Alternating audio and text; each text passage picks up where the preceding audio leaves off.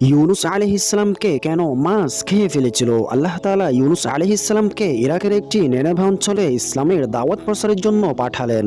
ইউনুস আলাইহিসসালাম সে অঞ্চলের মানুষগুলোকে আল্লাহর পথে ডাকলেন, জান্নাত জাহান্নামের বর্ণনা শোনালেন, কিন্তু সেখানকার মানুষগুলো ইউনুস আলাইহিসসালামকে অস্বীকার করলো। এভাবে দীর্ঘদিন তাদেরকে দাওয়াত দেওয়া হলো, তবু কেউ গ্রহণ করলো না। ইউনুস আলাইহিসসালাম তখন রাগ করে সে অঞ্চল থেকে চলে গেলেন। তবে আল্লাহ তাআলা সে অঞ্চল থেকে ইউনুস আলাইহিসসালামকে চলে যাওয়ার জন্য অনুমতি দেয়নি।